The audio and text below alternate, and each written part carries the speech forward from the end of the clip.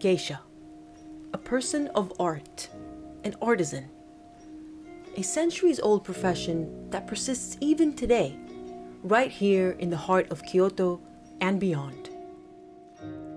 But shrouded in a veil of mystery, the secrecy surrounding the profession has proven to be a double-edged sword, one that encourages fascination and wonder, whilst also allowing rumors and mistruths to plague it.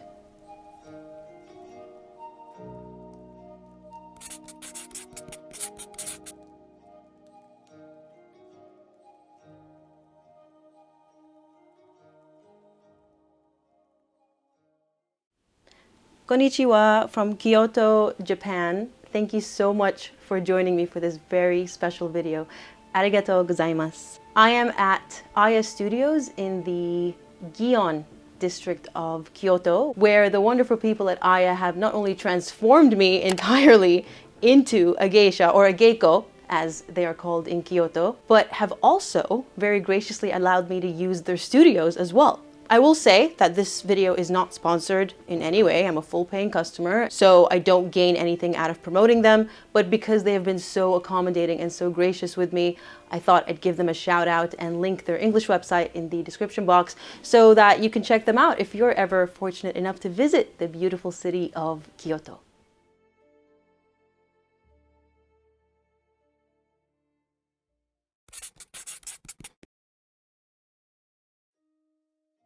As someone who had never been to Japan before and never really immersed myself fully in their beautiful and unique culture, my first exposure to the geisha was through Hollywood. I know, right? The most reliable source there is. Specifically, I'm referring to the famous or infamous 2005 movie, Memoirs of a Geisha. As with many Hollywood films, Memoirs of a Geisha was based on a best-selling book of the same title.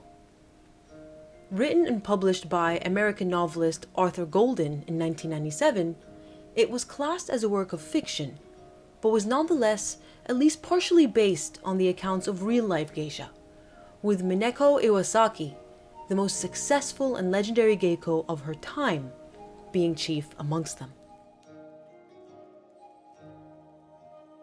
The story was based on the accounts of its protagonist, Sayuri, a fictional geisha who was at least partially based on Iwasaki, and whose journey takes us from her unfortunate beginnings as a little girl to her triumphant debut as one of Japan's most beautiful and sought-after geisha.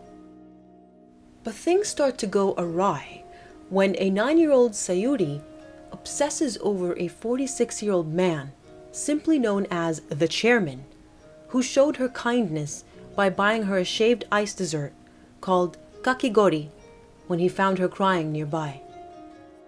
From that point on, the young Sayuri becomes fixated with meeting this kind stranger again and resolves to become a geisha to finally repay the favor, if you catch my drift.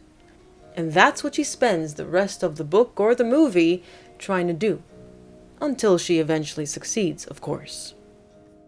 But aside from Sayuri's fixation with the chairman, the entire movie or story seems to revolve around sex, jealousy, and desire. The geisha seem to merely serve as a backdrop to a love story. And normally, this wouldn't be an issue for a work of fiction. As one geisha put it, the film is a drama, ignoring the grueling and often mundane reality of what it takes to be a geisha, and instead replacing it with the oldest marketing ploy in the book: sex. And so naturally, the Japanese, and particularly the geisha themselves, were outraged, to say the least, by the book and the movie's false depiction of the geisha as high-class prostitutes who, amongst other things, were shown to auction off their virginity to the highest bidder in a ceremony known as mizuage. I'm trying to orchestrate a bidding war. What for? Your most precious attribute, And what is that? your mizuage. Every once in a while, a man's ear likes to visit a woman's cave. Your cave is untouched. Men like that. We call this mizuage. And to become a full geisha, you must sell it to the highest bidder. But that outrage was nothing in comparison to the humiliation and ridicule that legendary Geiko Mineko Iwasaki claimed to have suffered. According to her, the author had betrayed her trust by not only expressly naming and thanking her in his book, which went against the agreement that she would remain entirely anonymous, but also publicly disclosed in a radio interview that Mineko had apparently auctioned off her virginity for a record-breaking $850,000, a scene which did feature in the plotline of the story. Sayuri's made history. No mizuage has ever been sold for more. Not even mine. 15,000 yen. Unbelievable. Mineko was mortified by this, not only because of the highly intimate nature of the topic, but because she insisted that she had never told Golden such a thing, let alone actually do it. She later sued Golden for breach of contract and defamation of character, but they ended up settling out of court for an undisclosed amount. However, the damage was already done to Mineko's reputation amongst the fiercely secretive Geiko community, who saw her involvement in such a project as a betrayal.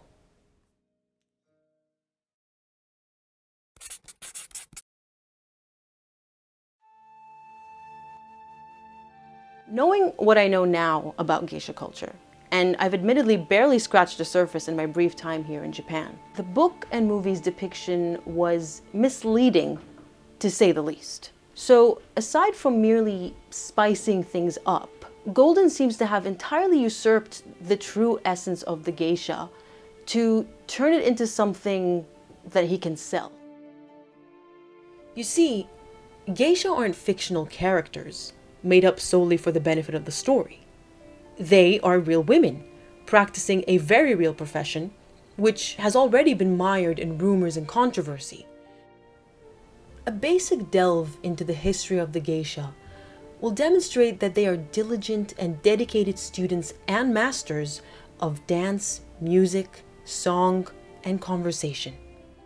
From a very young age, girls are trained for years as apprentices, called maiko, which means dancing child, to eventually graduate as fully fledged geisha who excel at beguiling their guests with their numerous skills and charms.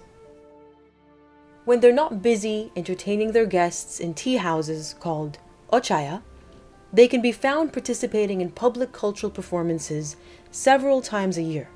In layman's terms, I suppose they can be described as elite cultural performers.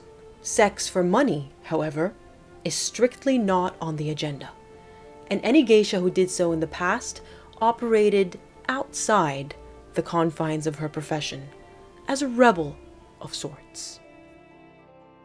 In fact, according to my research, they had been expressly forbidden from doing so by the Japanese government as far back as the 17th century, when the common prostitute class, called the yujo, were so threatened by the skyrocketing popularity of the geisha that they lodged a formal complaint with the government, worried that their jobs would be stolen from them. To keep both parties happy, the government passed laws that clearly stipulated what each class of entertainer could legally do.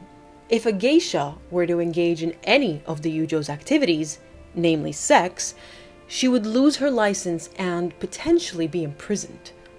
And in the same vein, if a yujo was caught entertaining guests with art, song, music, and dance, she too would face a similar fate. The geisha went as far as breaking Japanese tradition by tying the knot of their obi in the back rather than in front, where it was usually tied at the time. This was done as a gesture of good faith and a show of their commitment to refrain from selling their bodies as part of their services. The misconceptions about geisha culture didn't stem from nowhere. It can be traced back to the post-World War II era, when actual prostitutes, called geisha girls, started cropping up, capitalizing on the allure and popularity of the elegant and ever-elusive geisha by dressing up as them to lure American soldiers into their beds.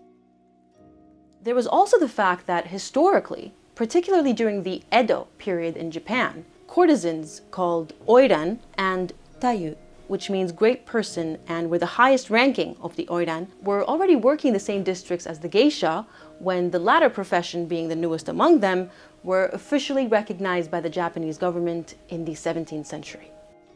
This could explain why foreigners at the time mistook the geisha for courtesans, even though they were actually quite different to one another, even on an outwardly basis. And in my opinion, the creators of Memoirs of a Geisha weren't ignorant to these differences, and may have even deliberately muddied the waters.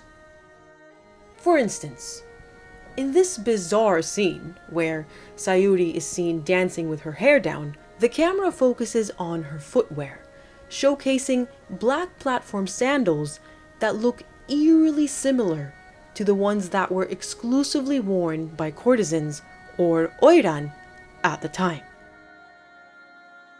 Interestingly, the Edo period was one in which art was seen as a far more fashionable form of entertainment than the pursuit of bodily pleasures, which was seen as mundane at the time. And it is this preference that saw the geisha grow in popularity and profitability as time went on. The oiran profession, on the other hand, suffered as a result, and by 1958, both the yujo and oiran professions came to an end with the passing of Japan's anti-prostitution laws. Even more interesting is the fact that the tayu still exist in Kyoto today, but they pretty much entertain in the same way as the Geiko do, through song, dance, conversation, with no sexual services involved. Time for a fun fact. Did you know that the geisha profession actually started off as being exclusively male? As far back as the 13th century, men used to dress up as female geishas called taikomochi, meaning drum bearer, or hokan, meaning jester, to not only entertain the upper class and nobility, but also advise their lords on military strategies and even fight alongside them in battle. But by the time the 17th century rolled around and peace had replaced war, they became pure entertainers, which is when female servants started participating in these songs and dances, eventually replacing their male counterparts in the 18th century, when they were naturally seen as far more appealing to the predominantly male clientele.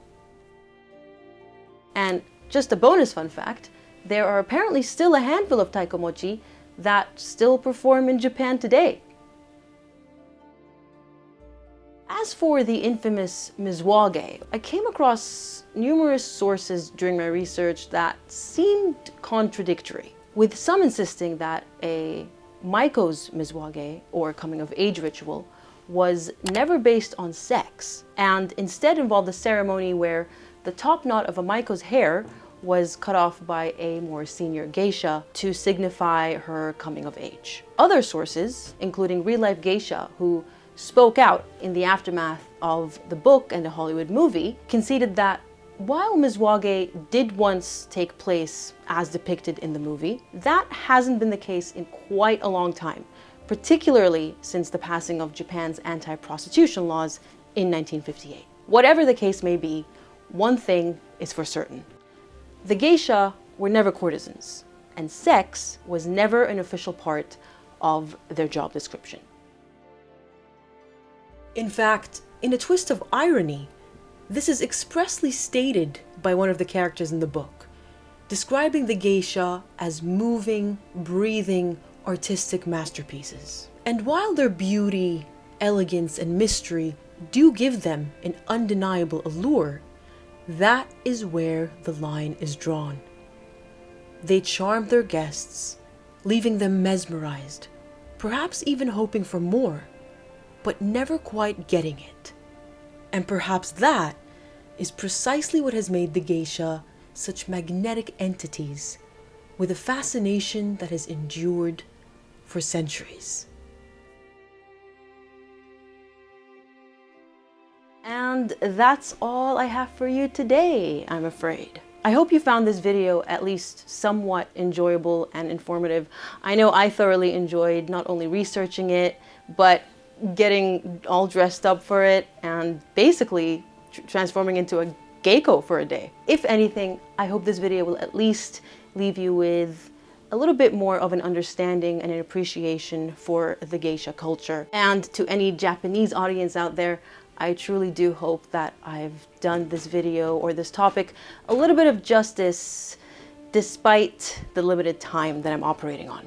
Again, the link to the Aya Studio website is in the description box, not sponsored. So make sure to drop by if you're ever interested in looking like this, I suppose, which is pretty incredible. It's quite an experience. And they do couples photo shoots as well, where your handsome beau can be dressed as the legendary samurai.